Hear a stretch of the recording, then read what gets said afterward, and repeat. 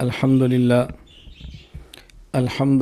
وحدہ لا شریک لہ والصلاة والسلام علی من لا نبی بعدہ وعلی آلہ واصحابہ الذین اوفوا عہدہ اما بعد فاعوذ باللہ من الشیطان الرجیم بسم اللہ الرحمن الرحیم والعصر ان الانسان لفی خسر الا الذین آمنوا وعملوا الصالحات وتواصوا بالحق وتواصوا بالصبر اللہم صلی علی محمد وعلی آل محمد کما صلیت علی ابراہیم وعلی آل ابراہیم انک حمید مجید اللہم بارک علی محمد وعلی آل محمد کما بارکت علی ابراہیم وعلی آل ابراہیم انک حمید مجید۔ اللہ تعالیٰ نے اس مختصر سورۃ العصر میں قسم اٹھا کر ایک نہایت اہم مضمون ارشاد فرمایا۔ مضمون بڑا واضح اور بڑا جامع ہے۔ ان الانسان لفی خسر الا الذین آمنوا وعملوا الصالحات وتواصوا بالحق وتواصوا بالصبر۔ کامیاب وہ انسان ہوگا، نمبر 1 جس کا عقیدہ ٹھیک ہو، نمبر 2 اعمال سنت کے مطابق ہوں، نمبر 3 صحیح عقیدہ اور مسنون عمل کی دعوت دیتا ہو، نمبر 4 اس دعوت پر آنے والی مشکل اور تکلیف کو خندہ پیشانی سے برداشت کرتا ہو۔ یہ دعویٰ اللہ تعالیٰ نے فرمایا، اور یہ دعویٰ بلا دلیل نہیں۔ اللہ تعالیٰ کی مبارک عادت یہ ہے، جب بھی کوئی دعویٰ فرماتے ہیں اس پر دلیل دیتے ہیں، گفتگو کو دلیل کے ساتھ فرماتے ہیں۔ ان الانسان لفی خسر الا الذین آمنوا وعملوا الصالحات وتواصوا بالحق وتواصوا بالصبر، یہ دعویٰ ہے۔ اس کے پر دلیل والعصر، یہ اللہ نے دلیل بیان فرمائی۔ عربی زبان میں قسم ہمیشہ تاکید کے لیے نہیں بولی جاتی، بلکہ بس اوقات قسم کو دعویٰ پر بطور دلیل کے لایا جاتا ہے۔ یہاں اللہ تعالیٰ نے قسم اٹھا کر العصر اس کو بطور دلیل کے پیش فرمایا ہے کہ یہ جو ہمارا دعویٰ ہے، کامیاب وہی ہوگا جس کا عقیدہ صحیح ہو، عمل صالح ہو، صحیح عقیدہ عمل صالح کی دعوت دیتا ہو، اور تکلیف آئے اس دعوت دینے پر تو برداشت کرتا ہو۔ اس کی دلیل والعصر زمانہ ہے، تاریخ ہے، ہیومن ہسٹری ہے۔ حضرت آدم علیہ السلام سے لے کر آج تک کی پوری تاریخ انسانی کو تم دیکھ لو، تمہیں وہی کامیاب نظر آئے گا کہ جس کا عقیدہ ٹھیک ہوا، جس کا عمل ٹھیک ہوا۔ تو آئندہ بھی وہی کامیاب ہوگا جس کا عقیدہ ٹھیک ہوا اور جس کا عمل ٹھیک ہوا۔ تو اللہ تعالیٰ نے دعوے پر دلیل ارشاد فرمائی ہے۔ ہمیں اللہ تعالیٰ نے جو دین عطا فرمایا ہے، یہ دین اسلام ہے، اور ساتھ قرآن کریم میں اعلان فرمایا وَمَن يَبْتَغِ غَيْرَ الْإِسْلَامِ دِينًا فَلَن يُقْبَلَ مِنْهُ إِنَّ الدِّينَ عِندَ اللَّهِ الْإِسْلَامِ۔ یہ دین اسلام ہے، اور دین اسلام کے علاوہ کوئی دین اللہ کے ہاں قابل قبول نہیں ہے۔ اس دین اسلام کے بنیادی اجزاء اگر تفصیلی تقسیم کی جائے تو 5 ہیں۔ نمبر 1 اعتقادات یعنی عقائد، نمبر 2 عبادات یعنی اعمال، نمبر 3 اخلاقیات یعنی اخلاق، نمبر 4 معاشرات رہن اور سہن، نمبر 5 معاملات، لین دین اور دیگر جتنے بھی معاملات ہیں۔ اگر درمیانی تقسیم کر دی جائے تو شریعت کے اجزاء تین ہیں۔ نمبر 1 اعتقادات یعنی عقائد، نمبر 2 عبادات یعنی اعمال، نمبر 3 اخلاقیات یعنی اخلاق۔ اس میں معاشرات اور معاملات کو اس لیے ذکر نہیں کیا جاتا کہ معاشرہ یہ بھی عمل ہے، بیوی اور شوہر کے تعلق ایک معاملہ ہے، والدین اولاد کا تعلق یہ بھی معاشرت کا حصہ ہے، تو یہ اعمال کے اندر آئے گا۔ تجارت ایک معاملہ ہے، گروی رکھنا ایک معاملہ ہے، قرض ایک معاملہ ہے جو کہ عمل کے تحت آئے گا۔ تو اس درمیانی تقسیم میں ان دو کو ذکر نہ کیا کہ وہ اعمال کے تحت آ جاتے ہیں۔ اور اگر نہایت مختصر تقسیم کریں تو یوں کہہ سکتے ہیں کہ دین اسلام کے بنیادی اجزاء دو ہیں۔ نمبر 1 اعتقادات یعنی عقائد، نمبر 2 عبادات یعنی اعمال۔ اب اس میں معاشرت وہ بھی عمل ہے، یعنی تعلق شوہر اور بیوی کا، اولاد اور والدین کا، دوست اور دوست کا، حتیٰ کہ ایک انسان کا دوسرے انسان سے تعلق، یہ ایک عمل ہے جو اعمال کے اندر آئے گا۔ معاملات اعمال کے اندر آئیں گے۔ اسی طرح اخلاق یہ بھی اعمال کے اندر آئیں گے، چونکہ اخلاق کا نتیجہ عمل ہوتا ہے۔ یہ بات یاد رکھنا، ایک ہے خلق، ایک ہے عمل۔ خلق باطنی کیفیت ہے جو انسان کو عمل پر برانگیختہ کرتی ہے۔ خلق باطنی کیفیت ہے جو انسان کو کسی کام کرنے پر برانگیختہ کرتی ہے، اور وہ کام جو انسان سر انجام دیتا ہے اسے عمل کہتے ہیں۔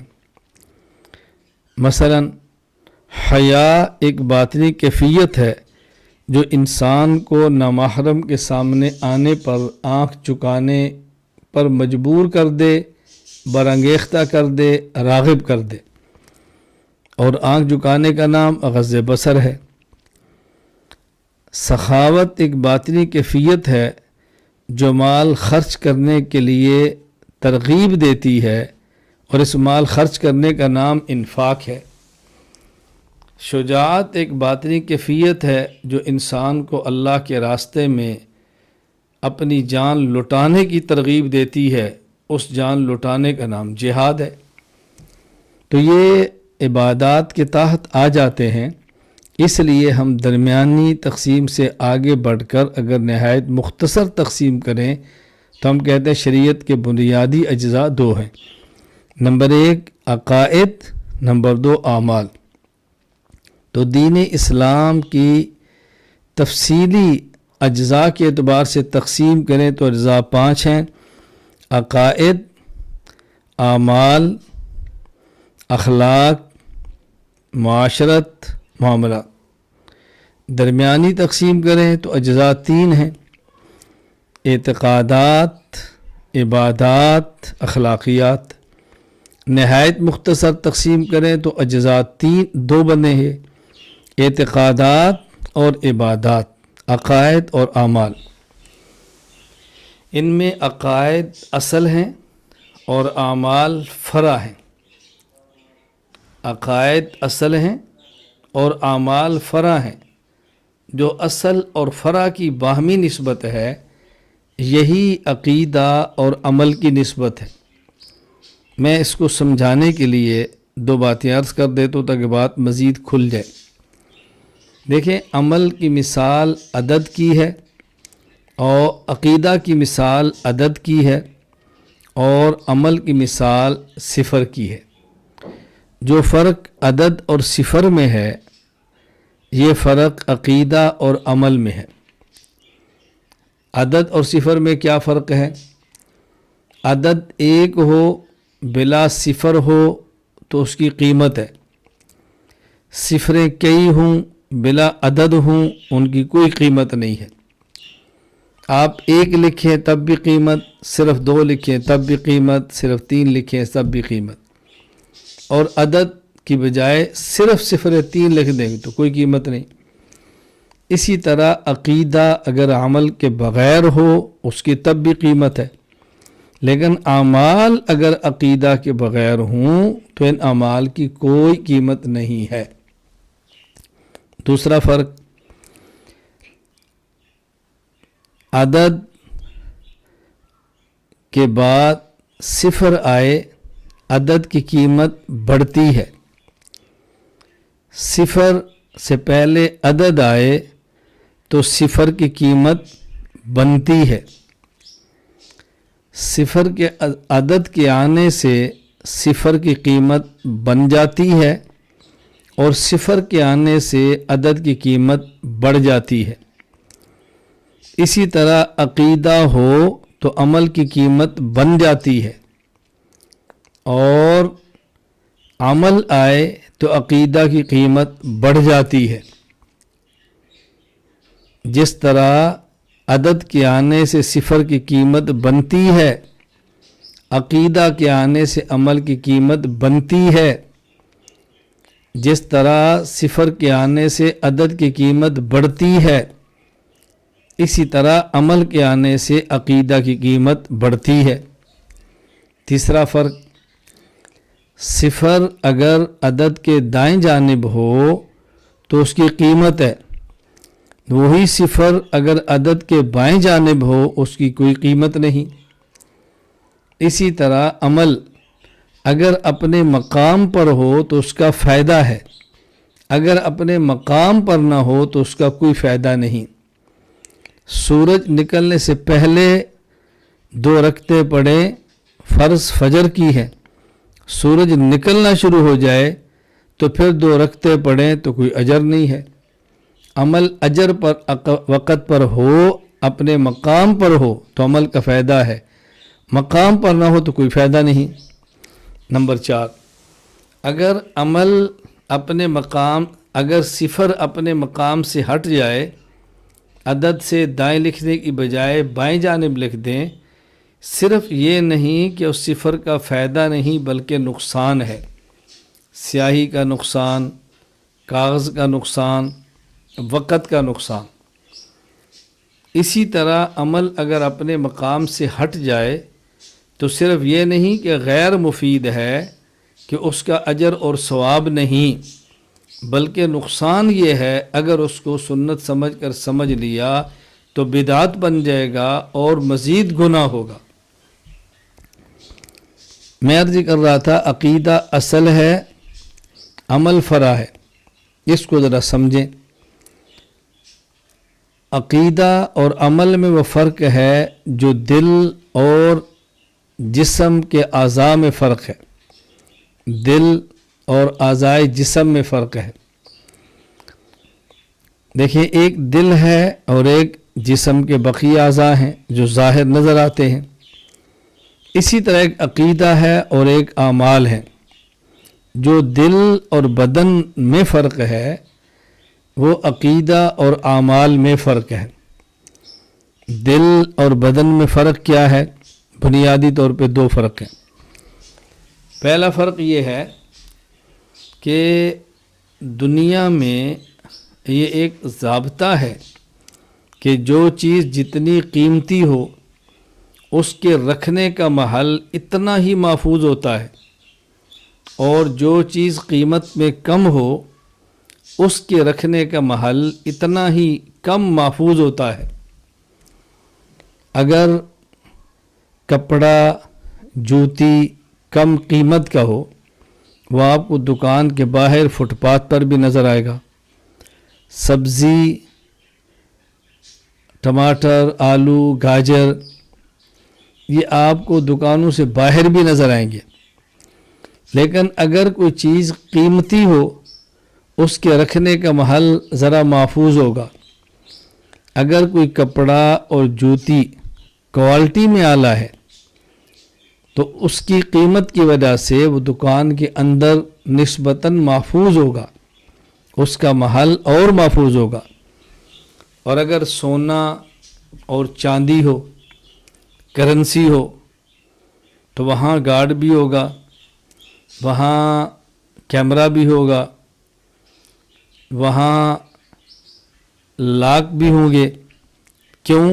چیز قیمتی ہے۔ بالکل اسی طرح عقیدہ چونکہ قیمت میں بڑھ کر ہے تو اس کے رکھنے کا محل دل ہے جو کہ محفوظ بہت زیادہ ہے۔ عمل عقیدہ کی نسبت کم قیمتی ہے، اس لیے اس کے رکھنے کا محل انسان کے جسم کے وہ اعضاء ہیں جو ظاہری ہیں۔ تو عقیدہ قیمت میں زیادہ تھا، اس کے رکھنے کا محل زیادہ محفوظ تھا۔ عمل قیمت میں کم تھا، اس کے رکھنے کا محل نسبتاً کم محفوظ ہے۔ دوسرا فرق سمجھیں جو بہت اہم ہے، دل کے بعض اجزاء اگر کٹ جائیں تو انسان زندہ نہیں رہتا بلکہ انسان پہ موت آ جاتی ہے، انسان حیات سے نکلتا ہے، موت میں داخل ہو جاتا ہے۔ اور جسم کے بعض اعضاء اگر کٹ جائیں تو انسان زندہ رہتا ہے اگرچہ ناقص اور کمزور ہوتا ہے۔ دل کے بعض اجزاء کٹ جائیں تو انسان زندہ نہیں رہتا، جسم کے بعض اعضاء کٹ جائیں تو انسان زندہ رہتا ہے اگرچہ کمزور اور ناقص ہوتا ہے۔ اسی طرح ضروریات دین میں سے بعض ضروریات کا انکار کر دیں تو انسان ایمان سے نکلتا ہے اور کفر میں داخل ہو جاتا ہے۔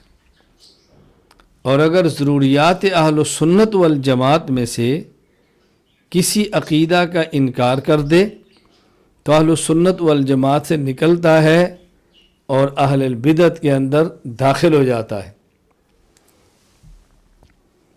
تو جو بدن اور جسم میں فرق ہے، جسم کے اعضاء اور بدن میں فرق، وہ عقیدہ اور اعمال کے اندر فرق ہے۔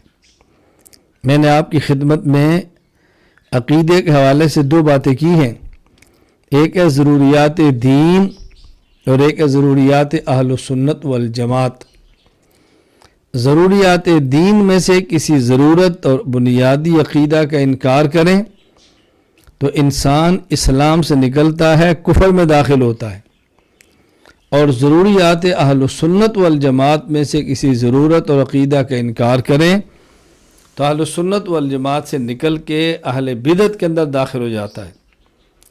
اس سے ایک بات آپ اچھی طرح ذہن نشین فرما لیں کہ عقائد کی دو قسمیں ہیں، نمبر ایک عقائد قطعیہ، نمبر دو عقائد ظنیہ۔ عقائد قطعیہ وہ عقائد ہیں جو دلیل قطعی سے ثابت ہو، اور عقائد ظنیہ وہ عقائد ہیں جو دلیل ظنی سے ثابت ہو۔ دلیل قطعی عقیدہ کے لیے ضروری ہے، اور دلیل ظنی کے عقیدہ ظنیہ کے لیے دلیل ظنی بھی کافی ہے۔ تو ہمیشہ ہر عقیدے کو یہ سمجھنا کہ یہ قطعی ہے اور اس کے انکار سے بندہ کافر ہوتا ہے، یہ بات درست نہیں ہے۔ اور عقیدہ کے لیے ہمیشہ دلیل قطعی کا مطالبہ کرنا یہ بھی درست نہیں ہے۔ جب عقیدہ قطعی ہوگا جس کی بنیاد پہ اسلام اور کفر کا فیصلہ ہوتا ہے تو دلیل بھی قطعی چاہیے ہوگی، اور جب عقیدہ ظنی ہوگا جس کی بنیاد پر اہل سنت اور اہل بدعت کا فیصلہ ہوتا ہے اس وقت دلیل بھی ظنی چاہیے ہوگی۔ یہ بات اچھی طرح ذہن نشین فرمائیں، الجھن کے اندر نہیں آنا۔ دلیل قطعی نمبر ایک قرآن کریم، دلیل قطعی نمبر دو حدیث متواتر۔ پھر حدیث متواتر میں ایک ہے متواتر لفظی اور ایک ہے متواتر معنوی۔ عقیدہ ختم نبوت یہ تواتر لفظی سے ثابت ہے. ثواب عذاب قبر تواتر معنوی سے ثابت ہے. تو حدیث متواتر تواتر لفظی ہو یا تواتر معنوی ہو. اسی طرح اجماع یہ بھی دلیل قطعی ہے، لیکن اجماع کون سا؟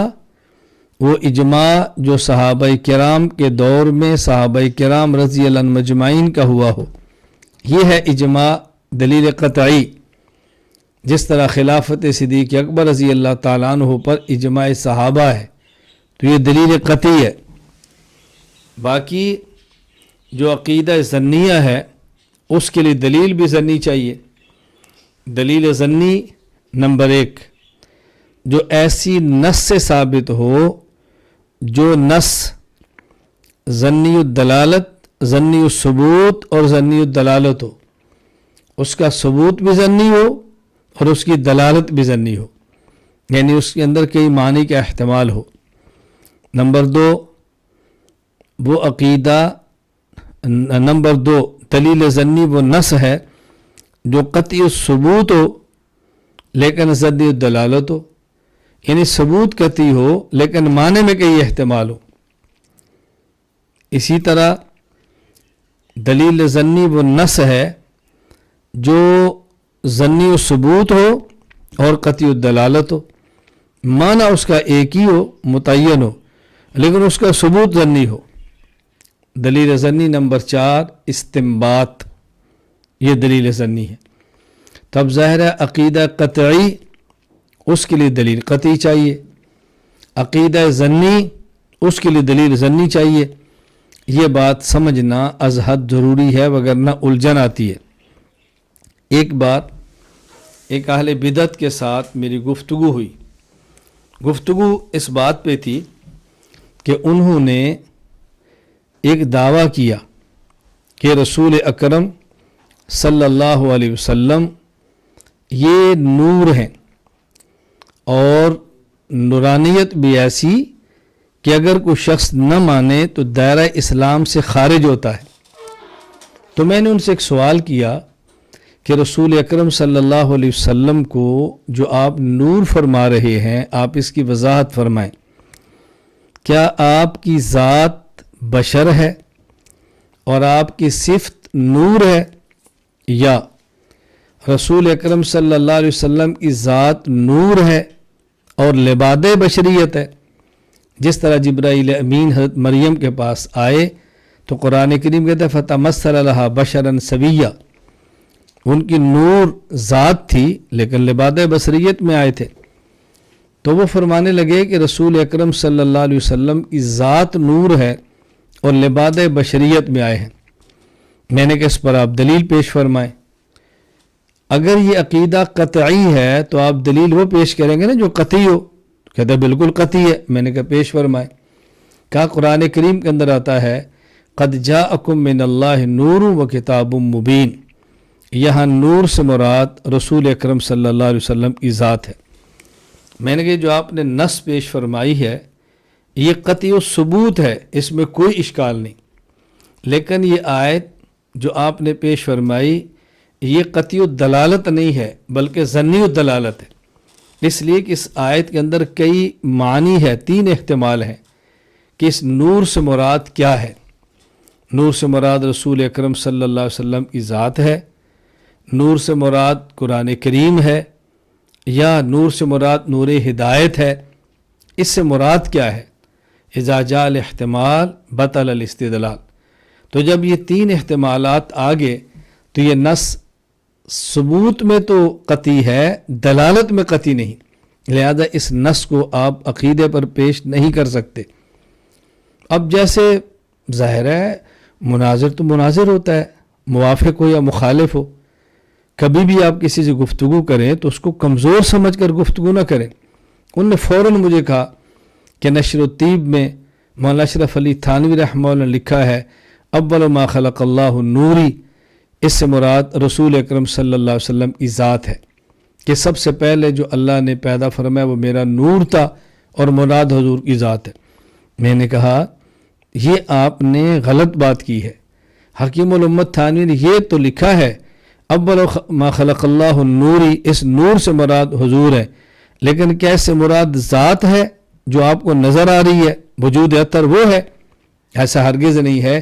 اسی نشر الطیب کے حاشیہ کے اندر حضرت نے لکھا ہے یا نور سے مراد روح محمد ہے۔ اشکال اور بحث روح محمد پہ نہیں، بحث تو جسم محمد پہ ہو رہی ہے صلی اللہ علیہ وسلم۔ میں اس وقت آپ کو عقائد اور دلائل تفصیل سے نہیں بتا رہا، میں نے صرف مختصر بات عرض کی ہے کہ بعض عقائد قطعی ہیں اور بعض عقائد ظنی ہیں۔ قطعی عقیدہ وہ ہے کہ جس کی بنیاد پر کسی کو مسلمان یا کافر کہتے ہیں، اور ظنی عقیدہ وہ ہے کہ جس کی بنیاد پر کسی کو اہل سنت یا اہل بدعت کہتے ہیں۔ اس لیے ہر عقیدے کی بنیاد پر کفر کا فتویٰ نہیں دے سکتے اور ہر عقیدے پر دلیل قطعی کا مطالبہ بھی نہیں کر سکتے۔ عموماً ان گفتگو کو نہ سمجھنے کی وجہ سے یا جن حضرات کا یہ فن نہیں ہوتا، جن کا موضوع نہیں ہوتا، وہ کام کرنے والوں سے رابطہ کیے بغیر ان کے بارے میں ایک رائے قائم کرتے ہیں جو قطعاً درست نہیں ہے اور قطعاً مناسب نہیں ہے۔